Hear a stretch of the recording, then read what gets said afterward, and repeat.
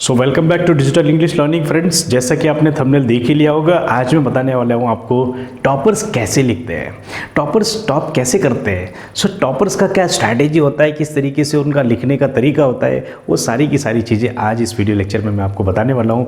तो यदि आप क्लास 12th के स्टूडेंट हो तो ये सेशन आपके लिए बहुत ज़्यादा इंपॉर्टेंट एंड यूजफुल होने वाला है, क्योंकि मैं आपको टॉपर की बताने वाला हूँ कॉपी, जिसमें टॉपर ने अचीव किया है 99 मार्क्स आउट ऑफ 100। मैं बात कर रहा हूँ बेटा एमपी बोर्ड के स्टूडेंट की, जिसके इंग्लिश में 99 मार्क्स है आउट ऑफ 100।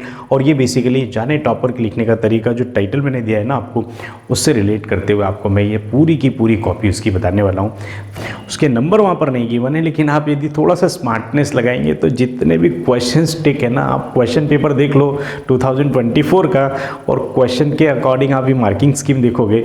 सो 99 मार्क्स है उसके, और वो एक कॉपी पे दिखेंगे भी।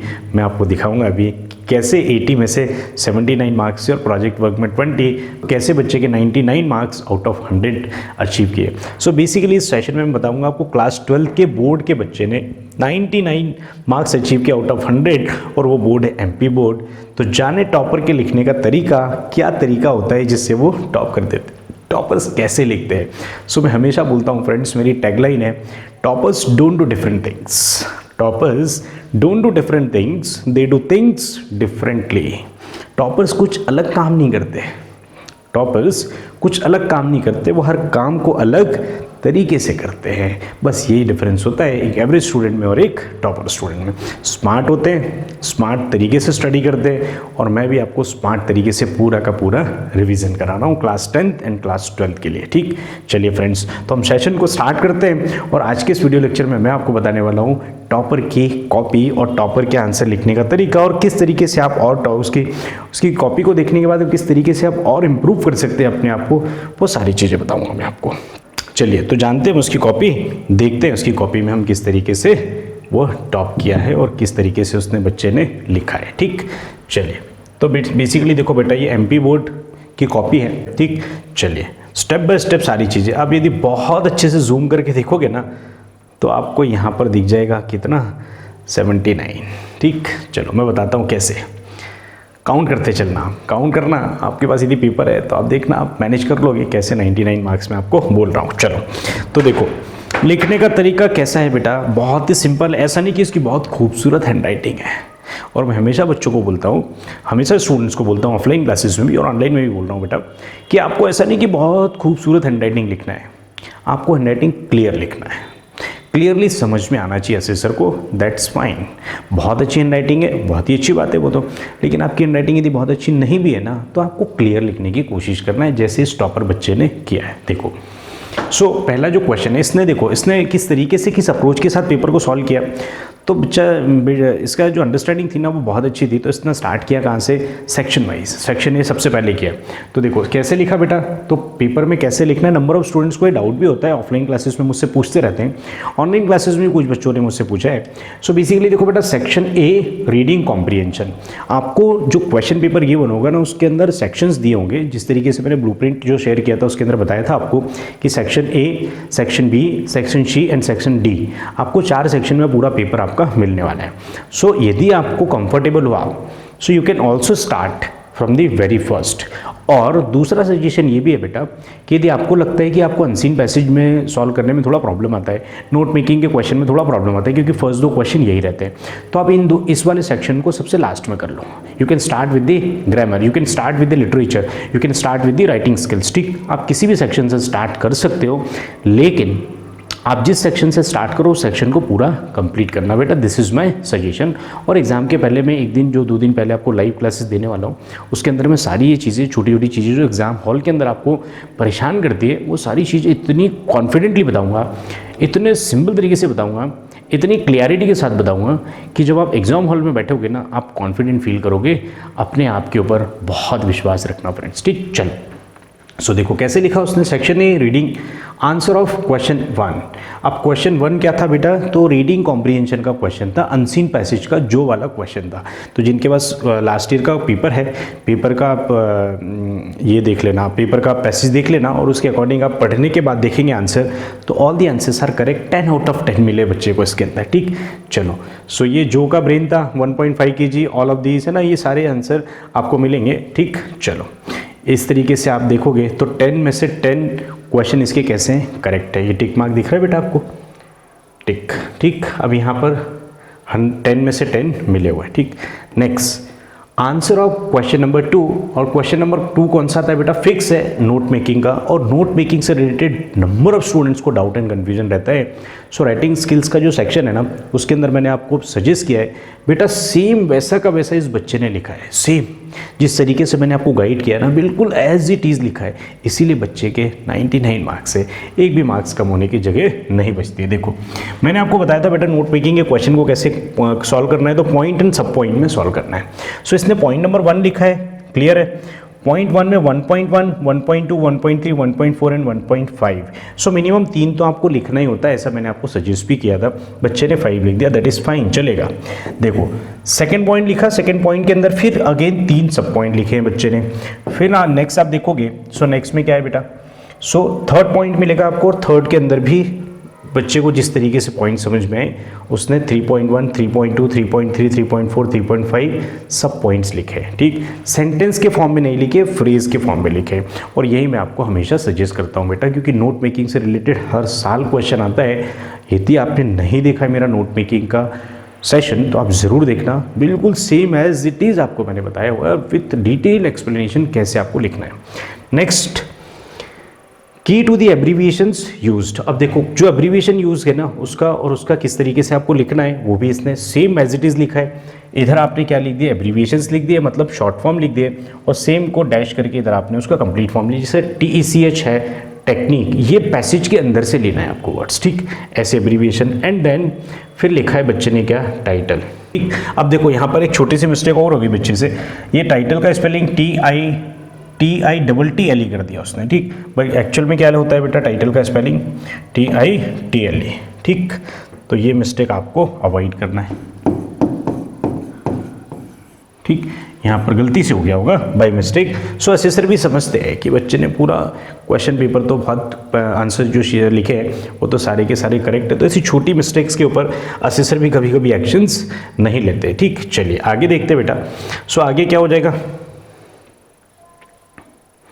नेक्स्ट पार्ट, जब सेक्शन ए कंप्लीट हुआ, बच्चा सेक्शन 2 के ऊपर जंप कर गया। And section 2 is, section B is writing skills. अब राइटिंग स्किल्स के अंदर 3 क्वेश्चंस होंगे, 4 मार्क्स ईच। देखो सबसे पहला क्वेश्चन क्या है बेटा, तो इसने सॉल्व किया किसका, नोटिस राइटिंग का क्वेश्चन। नोटिस राइटिंग का जो मैंने फॉर्मेट बताया एज इट इज, एक लाइन भी इधर से उधर नहीं है, एक वर्ड भी इधर से उधर नहीं है। इसीलिए मैं बोलता हूँ बेटा, इतने कॉन्फिडेंस के साथ बोलता हूँ कि यदि आप मेरी सेशन देखोगे ना, आपके बोर्ड में कभी भी मार्क्स नहीं कटेंगे, क्योंकि आप डिफरेंट रेफरेंस बुक्स में देखोगे सो डेट का फॉर्मेट आपको अलग अलग दिया है। अब मैंने जो फॉर्मेट बताया सेम फॉर्मेट बच्चे ने यहाँ पर फॉलो किया है।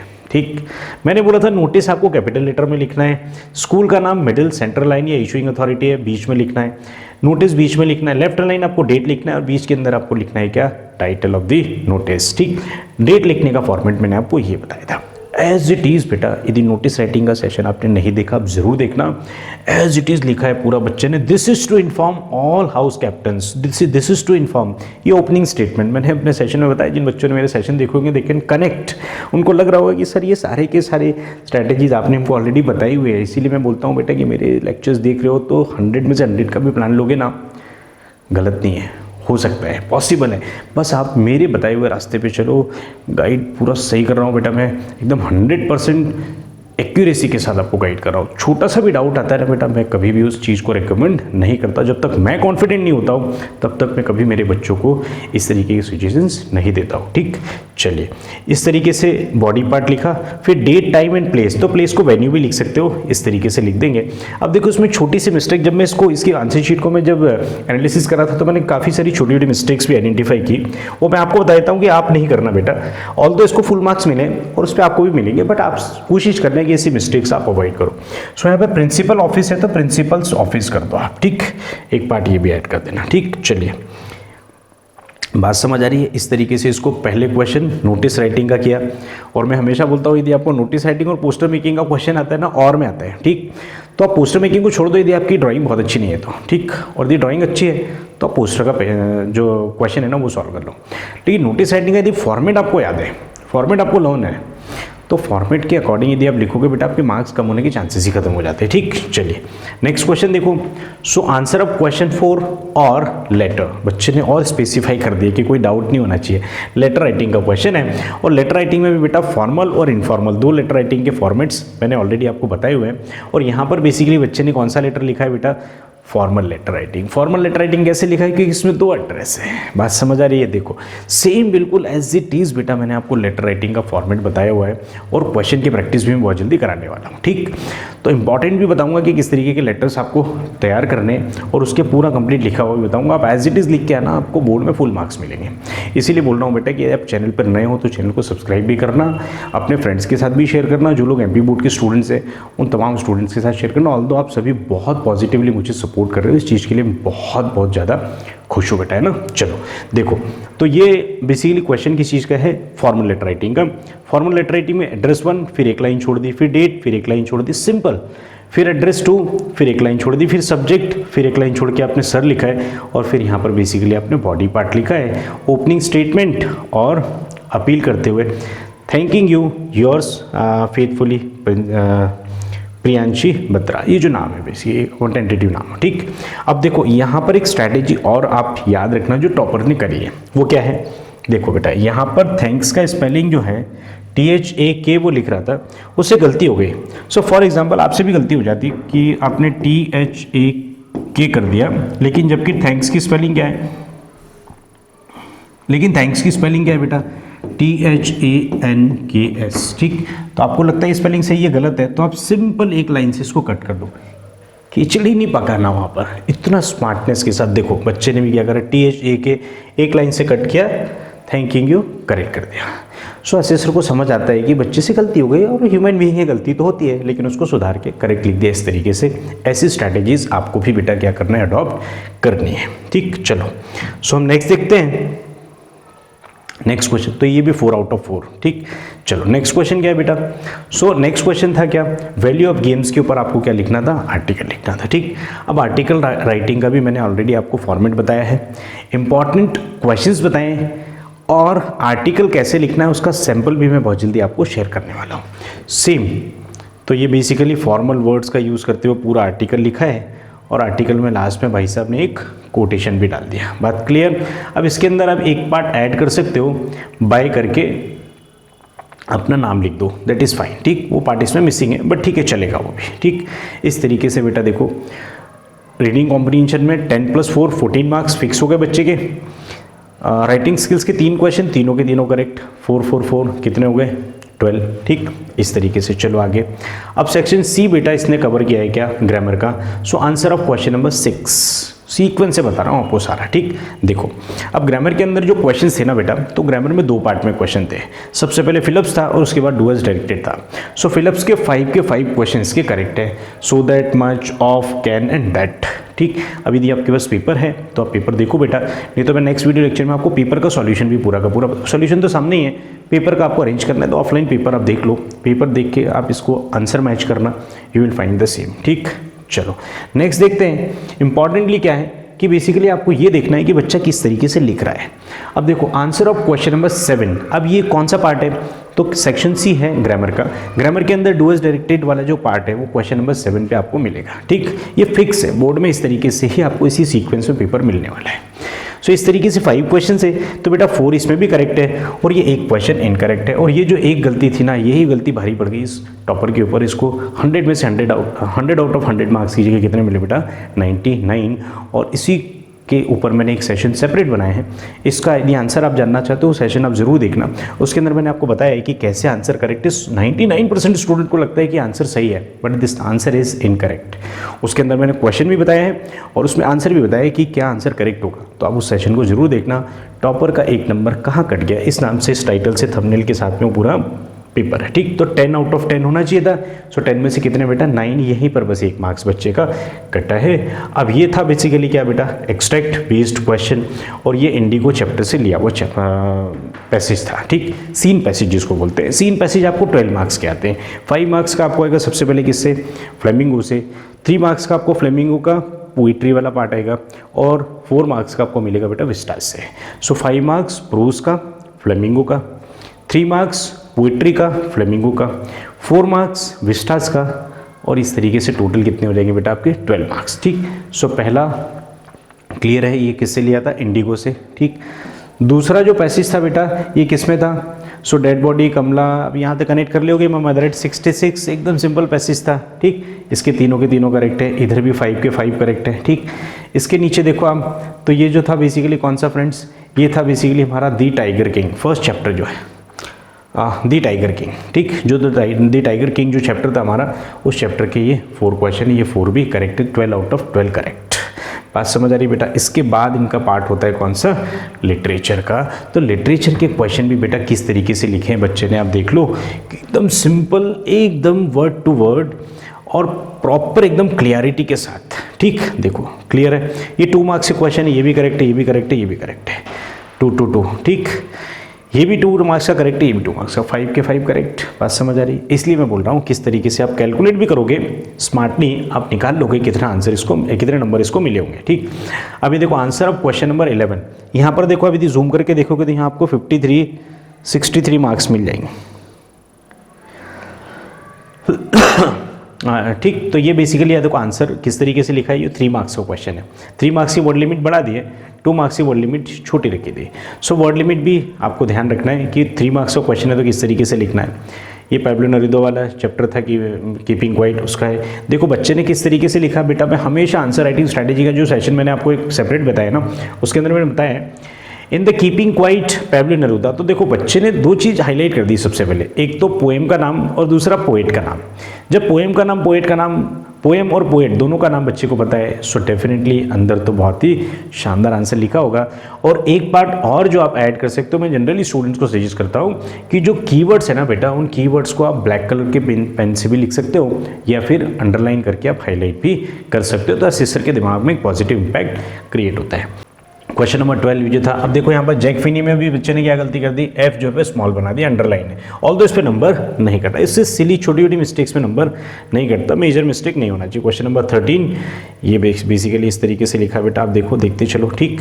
बात समझ आ रही है, और ऐसे देखोगे आप। So last but not the least, बच्चे ने क्वेश्चन कौन सा लिखा है, central idea of keeping quiet, that was the question number 14। तो देखो यहाँ पर उसने अंडरलाइन किया है, पेंसिल से दिख रहा है बेटा, क्लियर। इस तरीके से साइलेंट एंड क्वाइट, फिर ब्रदरहुड, क्वाइट, इंट्रोस्पेक्शन, ये जो कीवर्ड्स है ना, इनको अंडरलाइन कर दिया, बस यही तो चाहिए। The poem keeping quiet, the poet Pablo Neruda. अरे ऐसे सर भी बल्ले बल्ले और आप भी बल्ले बल्ले, बहुत ज़्यादा टेंशन की बात ही नहीं है, और ठीक।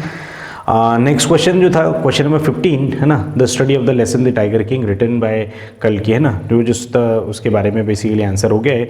और बेसिकली यदि आप कंप्लीट एनालिसिस करने के बाद यदि पेपर को देखोगे ना, तो बेटा आपको समझ आएगा, ठीक। और आप ऐसा कंप्लीट एनालिसिस करने के बाद मैं आपको शॉर्ट में बता देता हूँ कि इनके नंबर आप देख पाओगे कहाँ पर। तो ये देखो 79 आउट ऑफ 80, ठीक। एक तो ये था, और दूसरा हम यदि मार्क्स कैलकुलेट करेंगे तो सारे के सारे मार्क्स कितने होते हैं बेटा, 79 और 80 मार्क्स का पेपर आता है एमपी बोर्ड में।